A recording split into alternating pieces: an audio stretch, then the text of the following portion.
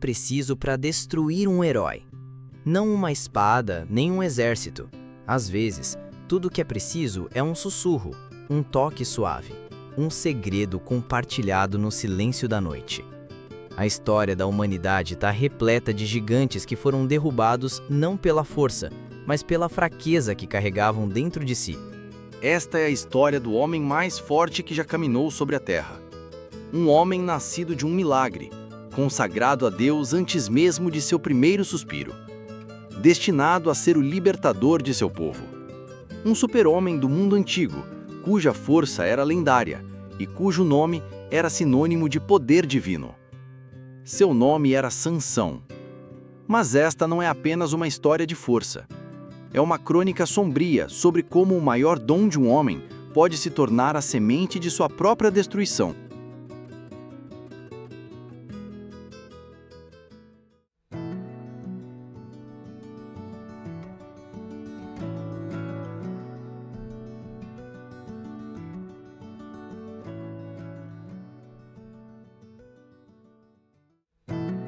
Para entender a queda, primeiro devemos entender a altura da qual ele caiu. A história de Sansão começa muito antes de Dalila, no coração de uma nação oprimida. Israel gemia sob o domínio dos filisteus, um povo guerreiro, tecnologicamente superior, com seus temidos carros de ferro. Eles eram os senhores da costa e os israelitas seus vassalos. Neste cenário de desespero, uma promessa divina foi feita a um casal estéril. Um anjo do Senhor apareceu e declarou que eles teriam um filho. Mas não é um filho qualquer, ele seria um nazireu, desde o nascimento.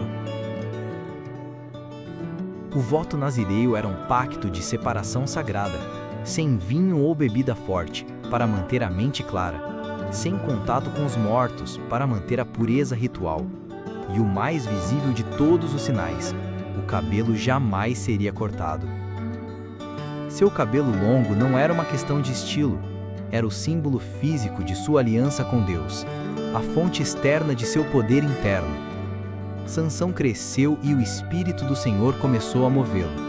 Sua força era sobrenatural, quase casual. Ele rasgou um leão ao meio com as próprias mãos como se fosse um cabrito. Com a queixada de um jumento, ele abateu 1000 soldados filisteus. Ele incendiou suas colheitas usando 300 raposas. Ele era uma força da natureza, um exército de um homem só. Para os israelitas, ele era a esperança encarnada. Para os filisteus, ele era um terror imprevisível, um problema que a força bruta não conseguia resolver. Mas Sansão carregava uma falha trágica. Uma rachadura em sua armadura divina, uma fraqueza recorrente e fatal por mulheres estrangeiras, mulheres do povo que ele deveria combater. Sua primeira esposa era filisteia, um casamento que terminou em traição e massacre. Ele se envolveu com uma prostituta em Gaza, escapando por pouco de uma armadilha ao arrancar os portões da cidade e carregá-los até o topo de uma colina. Cada um desses episódios era um aviso, um eco sombrio do que estava por vir. Sansão brincava com o perigo. Sua arrogância era alimentada por sua invencibilidade. Ele acreditava que as regras não se aplicavam a ele. Ele podia se entregar aos seus desejos e ainda assim ser o campeão de Deus. Ele estava perigosamente enganado. Sua maior batalha não seria contra os filisteus, mas contra si mesmo. E seu campo de batalha final seria o Vale de Soreque, nos braços da mulher que selaria seu destino. Depois disso, ele se apaixonou por uma mulher no Vale de Soreque, cujo nome era Dalila. Um texto bíblico é simples, quase clínico, mas nessas poucas palavras reside o início do fim. Quem era Dalila? A Bíblia não nos dá a sua genealogia. Ela não é descrita como filisteia, mas vive em território filisteu. Era ela uma mercenária, movida apenas pela ganância? Uma patriota, disposta a tudo para salvar seu povo do terror de Sansão? Ou uma mestra da manipulação que viu em Sansão uma oportunidade única? Talvez ela fosse todas essas coisas. Os lordes filisteus, cansados de derrotas humilhantes, mudaram sua estratégia. Se não podiam quebrar o corpo de Sansão, eles visariam seu coração. Eles foram até Dalila com uma proposta que era tanto um pedido quanto uma ordem. A oferta era astronômica: 1.100 moedas de prata de cada um dos 5 lordes. Uma fortuna que poderia comprar exércitos, palácios, uma quantia que transformaria qualquer pessoa em realeza. A missão dela era simples, mas diabolicamente complexa. Seduze-o e descobre onde reside sua grande força e como poderíamos dominá-lo para que o amarrássemos e o subjugássemos. Eles não queriam matá-lo ainda, queriam humilhá-lo, exibi-lo como um troféu. E assim, o jogo começou. Uma dança mortal de sedução e engano. A primeira tentativa. Dalila, com a doçura de uma amante, pergunta: "Conte-me, por favor, onde reside sua grande força?" É quase infantil, uma pergunta de uma amante curiosa. Sansão, arrogante e brincalhão, vê isso como um jogo. Ele mente. "Se me amarrarem com 7 cordas de arco frescas, que ainda não secaram, ficarei fraco como qualquer outro homem." Ele acorda e arrebenta as cordas como se fossem fios de linho queimados. Ele ri. Para ele, é uma brincadeira divertida. Mas para Dalila, é a primeira falha. Sua resposta não é de raiva, mas de uma mágoa calculada. "Tu zombaste de mim e me contaste mentiras." A primeira semente da manipulação emocional é plantada. A segunda tentativa. Ela insiste. A pressão aumenta. A intimidade se torna uma arma. "Conte-me como pode ser amarrado." Sansão, ainda se divertindo, oferece outra mentira. "Se me amarrarem com cordas novas que nunca foram usadas?" O resultado é o mesmo. Ele as arrebenta de seus braços como se fossem um fio. A frustração de Dalila cresce e sua acusação se torna mais afiada. Então ela diz: "Até agora zombaste de mim." O que se passa na mente de Sansão? Ele é tão arrogante que não consegue ver o padrão óbvio? A cada mentira, os filisteus aparecem magicamente. A coincidência é impossível. A verdade é que Sansão provavelmente sabe que está sendo testado.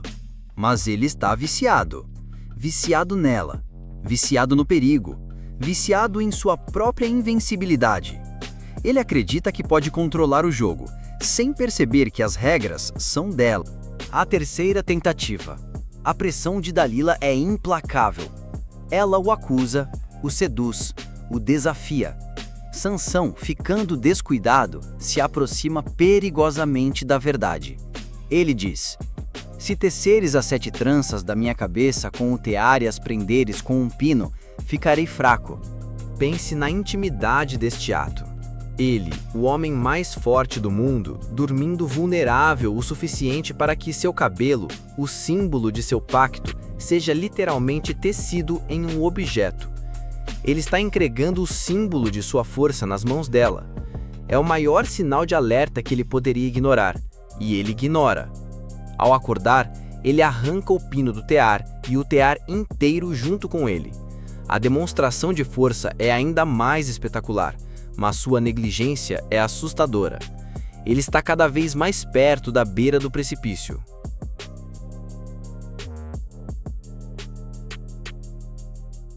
O jogo acabou.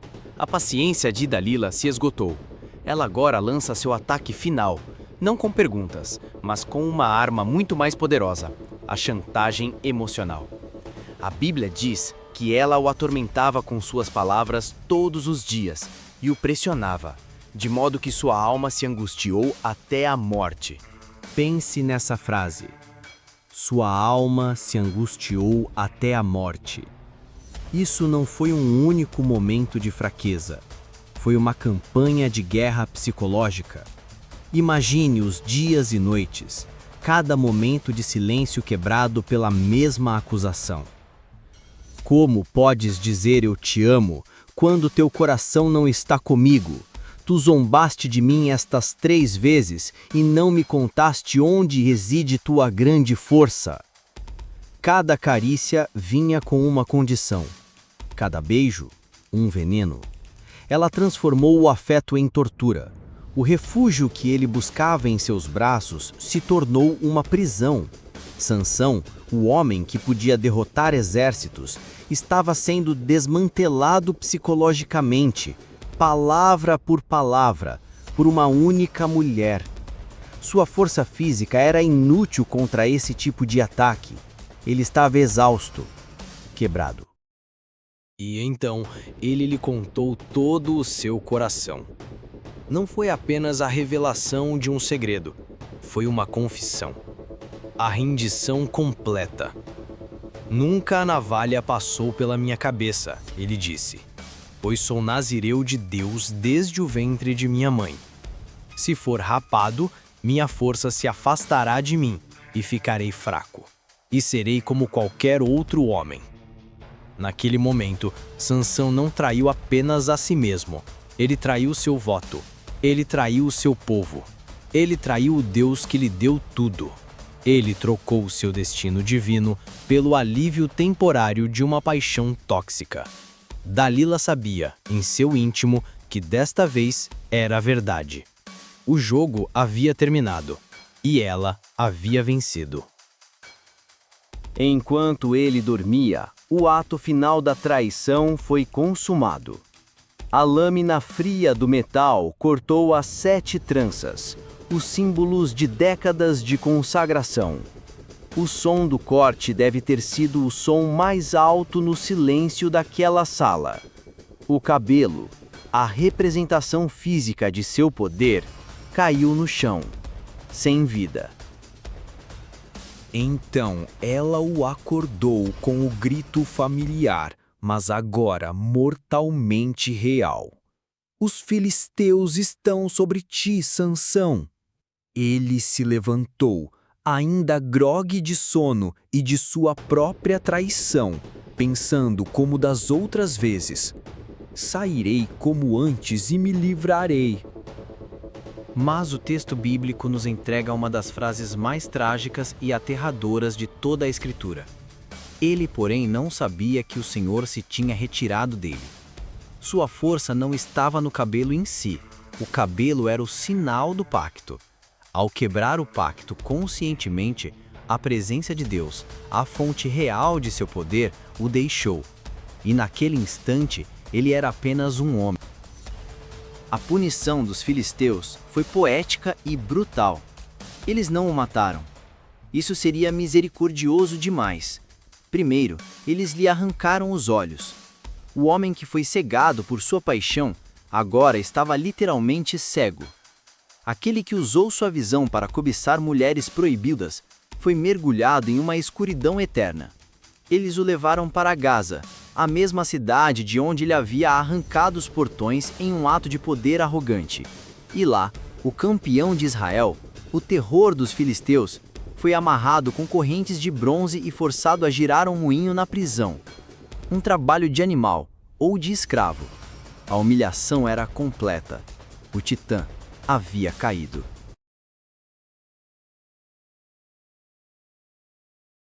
Na escuridão e no silêncio da prisão, Sansão teve tempo. Tempo para sentir o peso das correntes. Tempo para ouvir as zombarias de seus captores. Tempo para sentir o vento em sua cabeça raspada. Um lembrete constante de sua falha. Longe da adulação, longe da paixão, longe do orgulho, o que restava de Sansão? Ele era um espetáculo, uma lição viva para qualquer israelense que ousasse se rebelar. O grande herói se tornara o palhaço dos filisteus. Mas na escuridão, algo começou a acontecer. Algo pequeno, quase imperceptível. O texto nos dá uma única linha de esperança, uma frase que muda tudo. E o cabelo da sua cabeça começou a crescer de novo. Não era o cabelo que estava voltando a lhe dar poder, era o que o crescimento do cabelo representava. a passagem do tempo, a possibilidade de arrependimento, o lento restabelecimento do pacto que ele havia quebrado. Na sua humilhação mais profunda, talvez pela primeira vez em sua vida, Sansão começou a se reconectar com seu Deus, não como uma fonte de poder para seus próprios caprichos, mas como a única esperança em sua miséria. Enquanto isso, a arrogância dos filisteus atingia seu auge.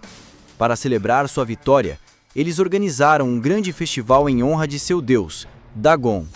Nosso Deus nos entregou o nosso inimigo Sansão em nossas mãos, eles clamavam. Milhares de filisteus, incluindo todos os seus líderes, se reuniram no grande templo de Dagon. E no auge da celebração, eles tiveram uma ideia.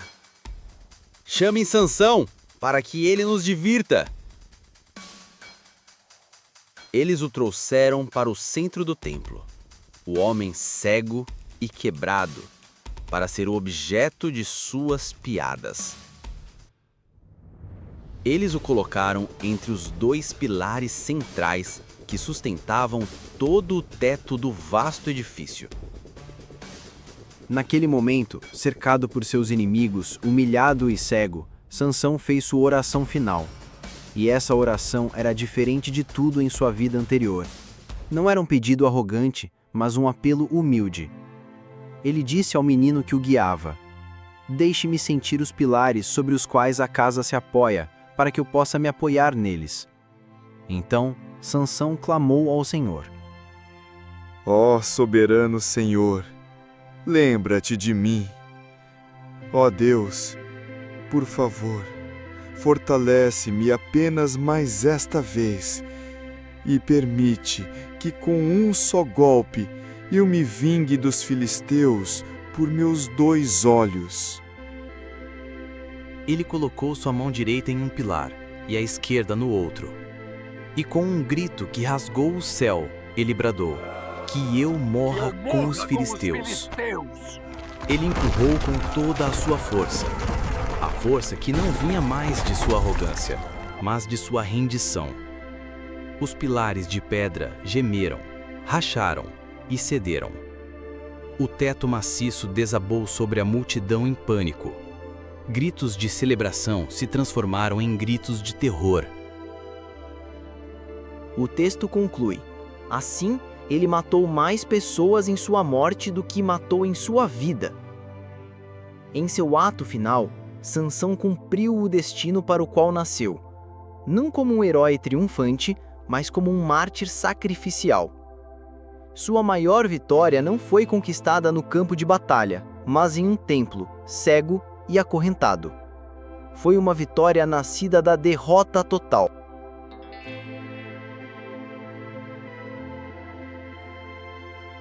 A história de Sansão e Dalila ecoa através dos milênios, porque é a nossa história. É a história da luta eterna entre nosso propósito mais elevado e nossos desejos mais básicos. Sansão não foi destruído pelos filisteus. Ele foi destruído por sua incapacidade de governar a si mesmo.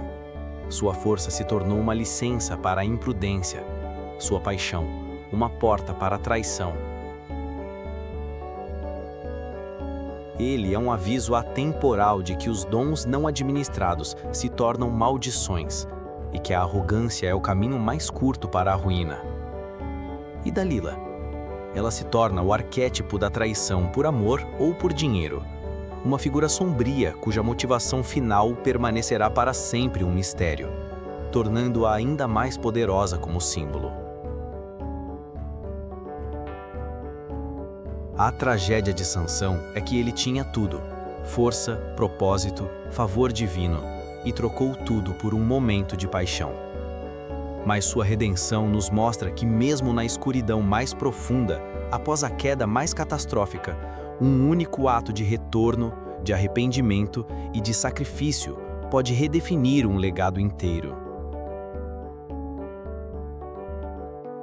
A questão que fica para nós é: quais são os filisteus em nossas vidas? E mais importante, quem ou o que é a nossa Dalila? Qual foi o maior erro de Sansão? O que você acredita que motivou Dalila? Deixe sua interpretação nos comentários abaixo.